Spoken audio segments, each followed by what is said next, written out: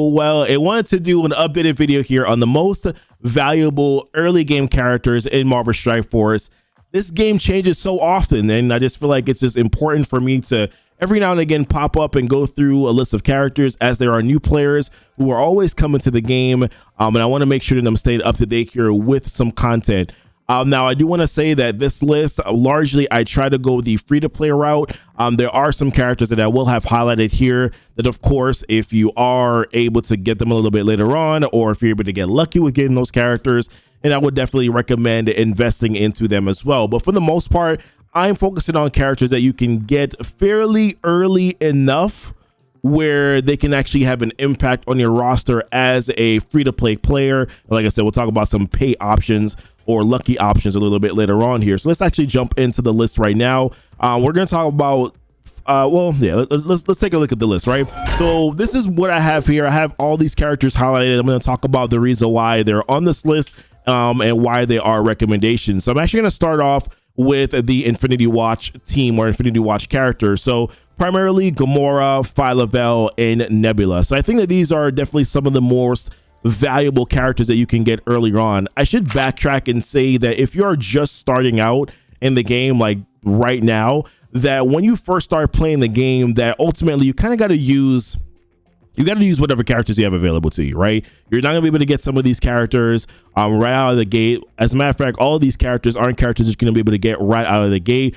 You're gonna get characters early like Elektra, Crossbones, whatever, Spider-Man when you first start out, right? Use those characters to an extent just so you can get through some of the very, very early content. But as you continue to play the game, these are the characters that you're going to want to target getting so that you can get through the content a little bit easier. So yeah, Gamora, Phyla-Vell, and Nebula are definitely characters that I would recommend focusing on getting as quickly as you possibly can. Gamora is in the Blitz store. I think she should be one of your first targets that you should be going after in the Blitz store. I think target farming her, using your Blitz credits to get her, and then going Blitz orbs is the right way, probably the right way to go about targeting the Blitz store characters. Phyla-Vell is in the arena store. Yes, she is 900 credits, and that's a lot of credits that you have to use in order to farm Phyla-Vell in the arena store.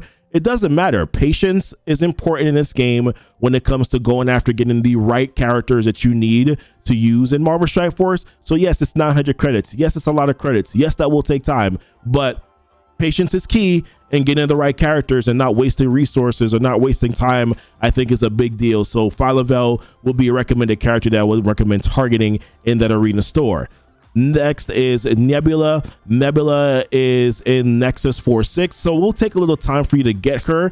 However, she will get her at higher stars. However, she is a 15 shard unlock. You're going to get premium orbs, basic orbs, a bunch of different kind of early on orbs. You can get lucky with landing some shards here for Nebula. She's in one of the Greek raid orbs, the raid orbs. So listen, you should be able to land shards for Nebula pretty early on to actually be able to use her. And using these three characters, Nebula, Phyla-Vell, Gamora, will help you in a lot of different areas in the game. Arena is a very important aspect of the game. Also your Cosmic campaign, Gamora and Phyla can be helpful for your Heroes campaign, and also some of the later Doom campaign nodes as well. So definitely would recommend going after those characters there. Nebula is a villain character, so you can use her in the Villains campaign as well. So some pretty decent, good, valuable options, I would say, there. Next on this list, so I actually forgot to throw Sharon Carter on this list, but Sharon Carter is one of the recommended characters that I also think is a pretty valuable character for you as well. And she's actually in the raid store. There's a couple characters that are in the raid store that I think are really good, valuable characters that I would definitely recommend targeting here. So raids are pretty important, right? Gamora, Phyla, Nebula can help out in some of the raid content later, but you always want to have 5 characters available to you, right? So Sharon Carter is a good, valuable option in that you can get from the raid store.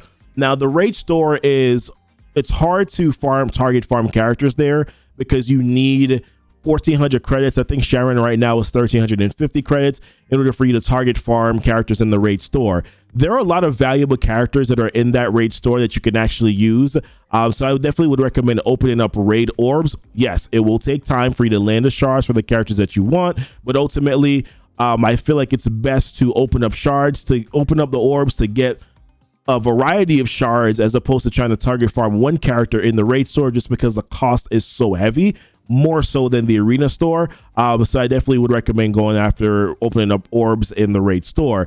But some characters that are in the raid store that you can get shards for, that I would say are good valuable characters to use, would be Sharon Carter. She's a part of the Secret Avenger team. She's also a character that you're going to need to use to unlock the legendary Omega Red. So I find that Sharon Carter presents a lot of value for you on your roster there. She's a sensational controller. She works very well on a full Secret Avenger team once you are able to get Captain Sam later on, who is in the Doom campaign, Doom Chapter 2-6. That will take some time, but being able to get Sharon early, she's a hero character as well. You can use her in the Heroes campaign, and like I said, pretty phenomenal raid character as well that you can use. Better with Captain Sam and Maria Hill, but of course still a valuable character that you can use for some of the content here. You can also get shards for Zemo in the raid store, and I still think that Zemo, although not necessarily like an needed late game character, you shouldn't really be worried about late game anyways. The only thing that you should worry about for late game is probably getting legendary characters.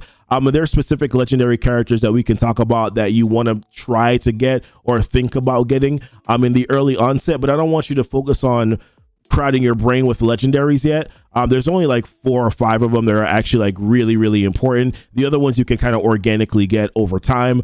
But yeah, Zemo provides a really good value because he's a villain character. He's also a character that you could use in the Villains Chapter 7 campaign. Once you get there later on, you're going to need to be able to get through 7-1, 7-2, 7-3. So he's a really good, valuable character that you can use for that content. And then later on, you can use some other characters to get to the Villains Chapter 7-6 still, where you can farm hella. But Zemo, I think, valuable option. Invest into a certain point. I think a stopping point for Zemo is probably going to be level 71 gear tier 12. You're not going to do that initially out of the gate, but I'm just saying, like, don't push him up. You probably don't need to push him up any higher than 71 in gear tier 12. Because you won't need him, I don't think, later on in the game, unless there's like a rework team or something that comes out. I don't think you're going to really need to worry about that. But yeah, Zemo, valuable character that you can get from the raid store. You can also get Sabretooth, who we know is a part of the Weapon X team right now. They're more a war team, but because they're a part of the current meta right now, you're pretty safe in doing some investment into Sabretooth. He's also a villain character, right? So if you're having some hiccups with the villains campaign, if you can land some shards on Sabretooth, you can find some good value there for him as a character. Once again, I mean, you're spraying and praying, right, when it comes to the raid orb. So it might take you some time for you to land all the shards to unlock all of these characters, or to get them at high star levels. But these are the 3 best characters that are in the raid store. There's a few other ones too. There's like Yo-Yo, there's Killmonger. Both of those have value within their respects, but we're talking about the most valuable characters, not all the valuable characters. So therefore, that's why I'm talking about the most important, most valuable characters, I would say, in some of that content. We could talk about all the available characters, most valuable all the valuable characters in the stores in a later video. This is more so for the most valuable characters that are available to you. Other characters to pay attention to, I think, are good as well, are some characters that are in the war store. So you have Ghost, Maria Hill, and Longshot. Ghost, Maria Hill, and Longshot are in the war store right now. All 3 are characters that you need to unlock legendaries. Ghost unlocks Jubilee, Maria Hill unlocks Omega Red, and Longshot unlocks Adam Warlock. So all are really good, valuable options for you. I think it's a good time to also talk about Shatterstar, since we are talking about Longshot as well, right? These 2 go together. They're both X Factor characters. You need both of these X Factor characters in order to be able to unlock Adam Warlock. So I think it's good to talk about both of these characters within the context of what we're discussing here. Very valuable characters that you can use for some of the later campaigns, your Doom campaign.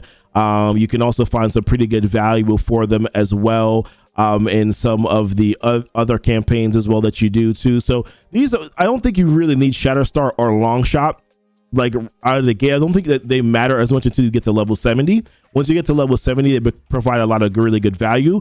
But I do think that from the purpose of being able to get Adam Warlock, you do want to try to get some good shards on these characters here so that you can go ahead and do that in the game. So that's the reason why I would say that they're valuable. But once you do get to the Doom campaign, there is a section in the Doom campaign where you do need to use X Factor or Hero Inhuman characters for the first chapter. And these are the best hero mutant, some of the best hero mutant characters that you have available to you as well. So I definitely would recommend going in that direction. Ghost is a villain character, so that's the reason why I threw her on this list. I think when you're thinking about the villains campaign and getting through some of the later like maybe like chapter 5, chapter 6, it can be a little bit more complex, and you don't want to invest into some other teams that I'll mention on this list, some cheaper options that I'll mention on this list here, like maybe the Sinister Six team. I think that Ghost provides a little bit more value. She's still used in endgame content right now, although that may change, right? So one of the things that I will say too is that all of these suggestions that I'm making, there may be a point in time where it might make sense to pivot, right? You might not, hey, what happens if Icarus and Cersei really start to dominate the arena and you can easily get those characters? Then you can get Phyla-Vell, Nebula, and Gamora, right? Well, hey, you pivot and you go to those characters because those are the better characters for the current meta right now. I just want to put that in. I just want to say that right now because this is kind of one of those games where characters, they're extremely valuable, and then after some time they may not be the most valuable characters for you to invest into anymore. They're still good, but they're not the best option. So I'm just saying that there might be some time where you might need to pivot, right, a little bit off some of the characters that are here, but these right now I think are still the most valuable characters. Ghost provides a really good villains option for you. She's also a global character. You could use her in the ISO campaign, and then she's situationally okay in some of these raids as well, most of the gamma raids, if you're going on the left side. I also put Wolverine here. You get him through the daily objectives. He's a heroes character. He's a part of the Weapon X team, current meta, right? A current meta team right now, all the way war meta team that you don't necessarily need to focus on war. Still, it's about investing into characters that hold the most weight in the game at this current moment. So I think Wolverine provides some good, decent value, but not great, but good, decent value for you as well. Now, some characters I didn't really talk about, but I do have one of them highlighted here is Kestrel. She's not as easy to get, so I didn't really put a lot of emphasis on trying to get Kestrel here. But if you do get her, obviously, I think she's probably the best character in the game, like solo individual character. I think she's probably the best character in the game right now, or at least top 3, right? So if you get Kestrel, invest into Kestrel. Beast, right? Silver Surfer, same conversation. If you're able to get your hands on Silver Surfer, beast of a character. Mystic campaign will be a cakewalk. Getting Silver Surfer. New Warriors, that includes Cloak, Dagger, Deathpool. If you can get those characters, then you invest into those characters. They're good in arena, they're good in raids. Early game, right? They're good in arena enough, I think. If you Cersei and Icarus, if you can get those characters, and they're good, they're gonna be great in raid content as well. We talked about Captain Sam being a part of the Secret Avengers team. I think that he also becomes a valuable option, one of the most valuable options that you could use in Marvel Strike Force as well. Shang-Chi right now I think is going to be a part of the arena meta. I really think he's going to be a part of the arena meta now with having Cersei, with having Icarus there. I did a comp sometime earlier, right, that before this video earlier today, that shows Shang-Chi, Omega Red, Icarus, Cersei, and Doom really kind of doing well in an arena attack. I think Shang-Chi might become a part of the arena meta. So therefore, I would say, and that ultimate that he does is just, it deletes characters. So I think he becomes a valuable character there. The Eternals, we talked about Icarus, we talked about Cersei. They are also good characters as well. I will talk about legendaries, but honestly, I don't want to complicate this video, so I'm going to stop there. The last thing that I will say is focusing on whenever there are new characters that are released in Marvel Strike Force. I think that it is imperative that you focus on trying to get as many shards as possible, or trying to unlock the character. The new characters, they are they make the early content look stupid, right? They really do. So I think whenever there's an opportunity to get shards for new characters, you take advantage of that. I would say save your cores for event campaigns. Only farm, only use your 200 cores a day to do your regular campaign farms. Don't refresh with the hundreds. That's really kind of a waste of cores. Don't use your cores to buy characters in the store. No, I would say just use it for your campaign energy refreshes and don't do anything else. Save your cores so that when event campaigns get introduced, that you're using your cores for those event campaigns. I think that's it. I'm gonna stop here. I really honestly didn't want to. I don't want to make this. I don't want to talk and give too much detail here. If you have any questions, leave it in the comments. I just don't want to make. I don't want to overload information. Right. At some point in time, a video becomes information overload. So if there's something that you want me to follow up on in another video, leave it in the comments. I'm happy to go through that in a separate video. But hopefully this was a helpful video for you. Like I said, if you have any questions about anything, feel free to leave it in the comments. But until next time, guys, thank you so much. Y'all be blessed and y'all be safe. Yeah, like I said, guys, if you have any questions, just ask. I didn't want to make it too complex now, because I feel as if though I could have went really detailed, but information overload, guys. So really, just let me know what you guys need.